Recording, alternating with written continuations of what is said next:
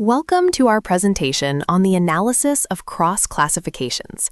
Today, we're focusing on how to use cross-tabulation, a fundamental technique for exploring relationships between categorical variables within SPSS. As described in the IBM SPSS documentation, a cross-tabulation table is the basic tool for examining connections between two categorical variables, whether they are nominal or ordinal. Our journey will take us from understanding basic independence tests to delving into more nuanced measures of association and agreement. This comprehensive approach is essential for anyone involved in survey analysis, market research, or any field requiring deep insights into categorical data relationships.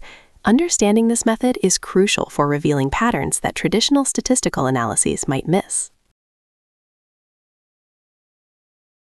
Standard statistical tests like mean comparisons and t-tests are designed for numerical data. However, they become entirely unsuitable when dealing with categorical variables. For instance, you cannot logically calculate an average gender or a mean store location from categories like male-female or store ABC. Attempting to do so, as visually represented by the tangled lines, leads to a meaningless result. Instead, for categorical data, our approach must shift from means to analyzing frequencies or counts. We then compare these observed frequencies against what we'd expect if there were purely random chance. This frequency-based analysis, often done through cross-tabulation, is specifically suited for two types of categorical data.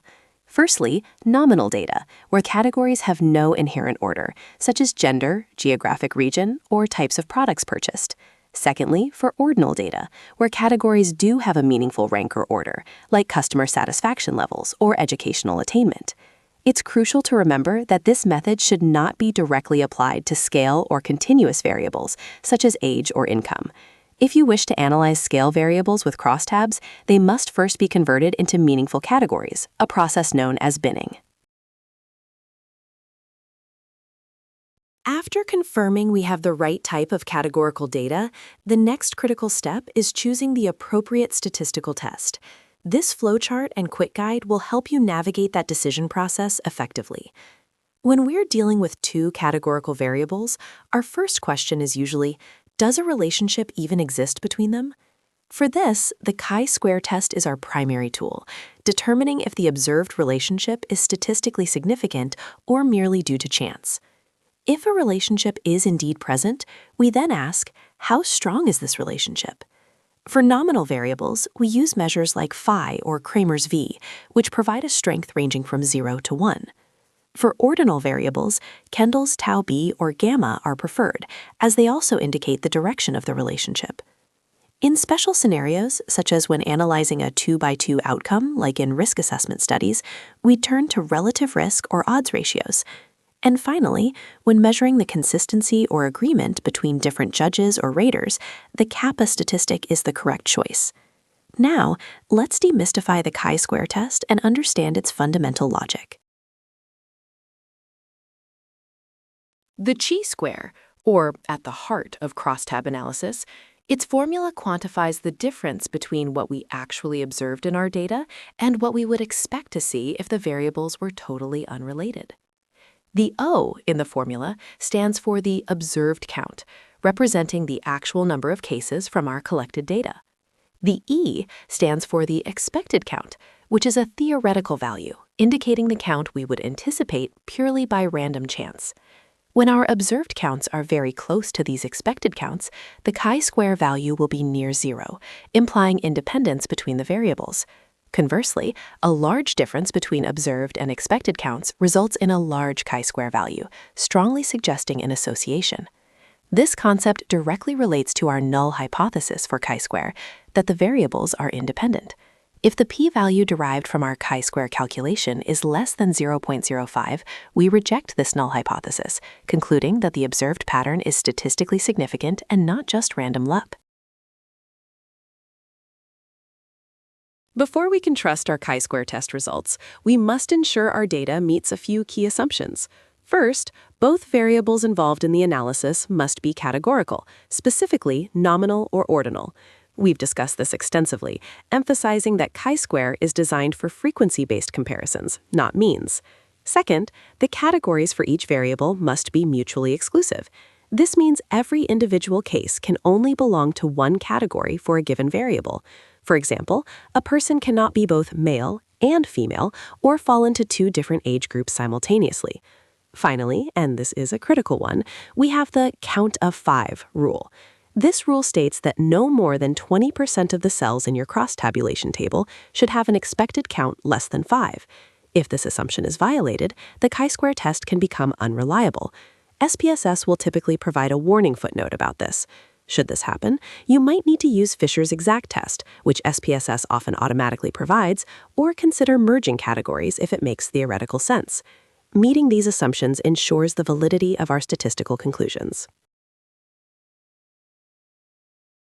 Once we've established that a statistically significant relationship exists between our variables, the next critical step is to understand its strength and, if applicable, its direction.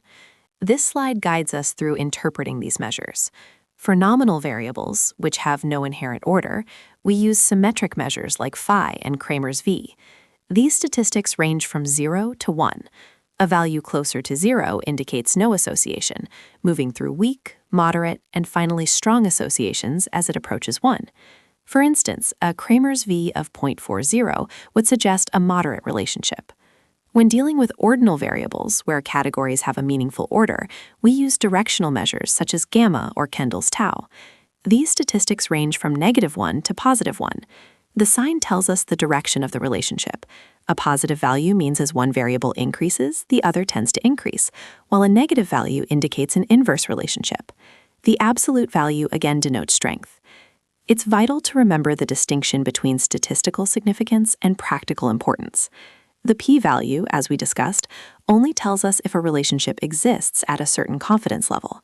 However, the effect size, measured by statistics like Cramer's v, truly reveals if that relationship is strong enough to be meaningful and actionable for business strategy.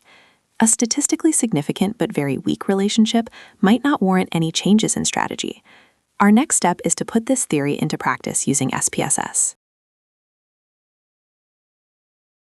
To begin your cross-tabulation analysis in SPSS, you will navigate through the menu system.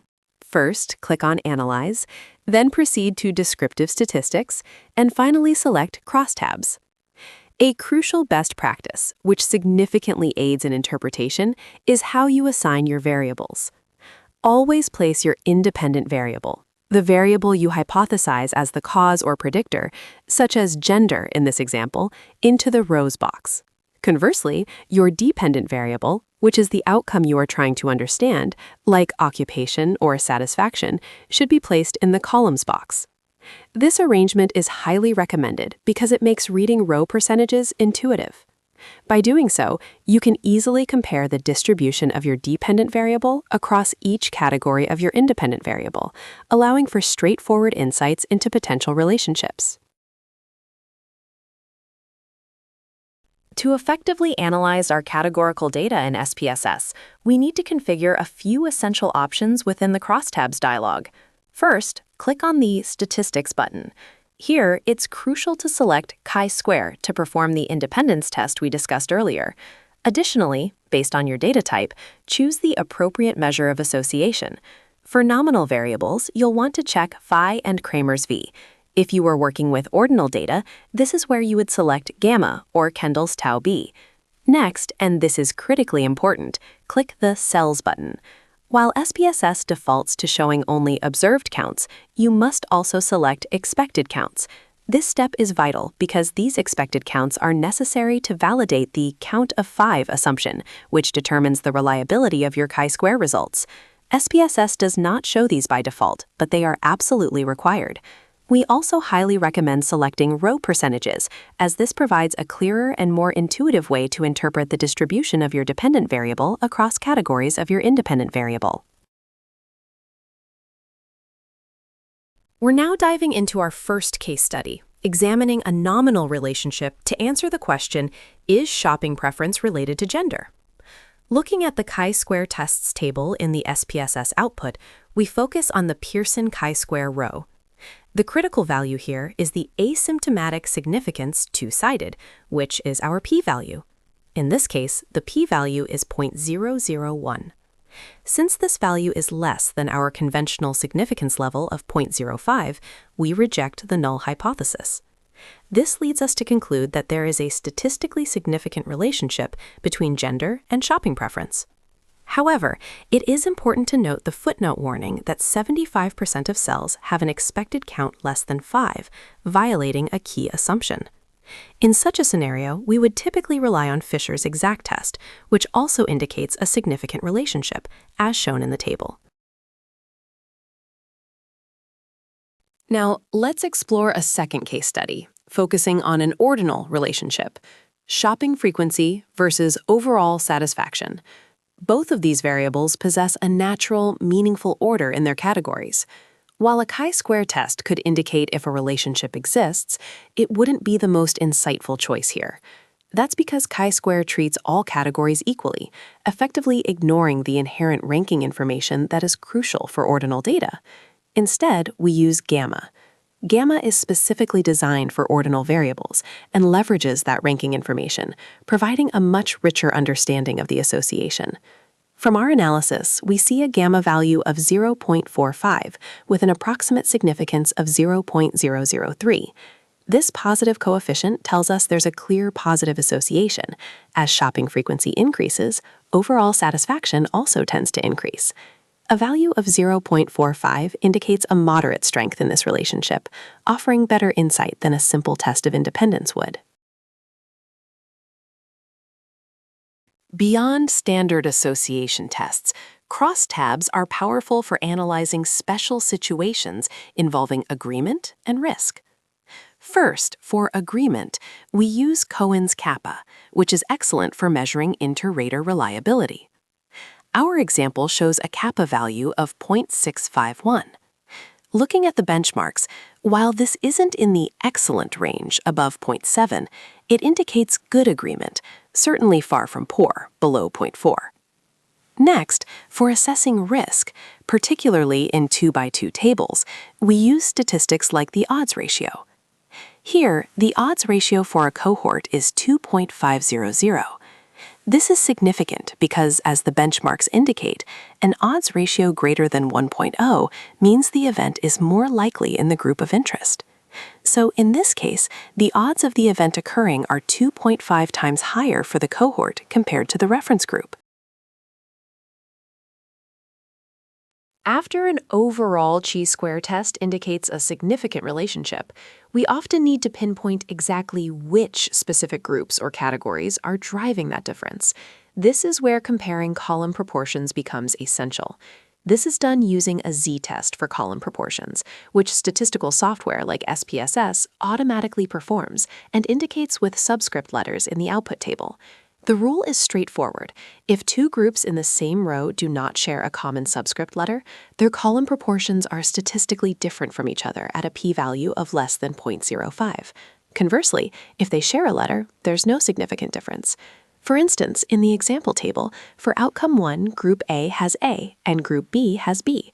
This tells us that Group A's proportion of 45% is significantly different from Group B's 22.5%. However, Group A and Group C both share the A subscript, indicating no significant difference between them. Following APA style, you would report this directly, stating Group A differed significantly from Group B for outcome 1. To summarize our discussion, let's review the key best practices for conducting and interpreting a cross-tabulation analysis effectively. First, always begin by checking your assumptions, particularly the count of 5 rule, ensuring that no more than 20% of your cells have an expected count below 5. If this assumption isn't met, your chi-square results may not be reliable. Second, check for statistical significance using the Pearson chi-square test. Your primary focus here is the p-value. If it's less than 0.05, you can establish a statistically significant relationship. Third, if a relationship is found, measure its strength using an appropriate statistic like Cramer's V for nominal data or gamma for ordinal data to understand its practical importance.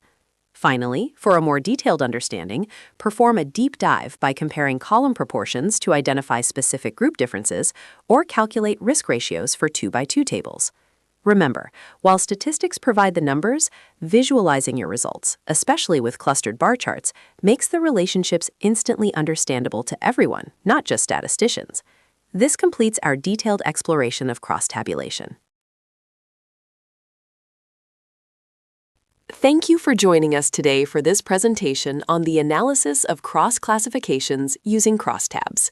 We hope you found the insights into hypothesis testing, strength measures, and practical SPSS applications valuable. If you have any further questions or wish to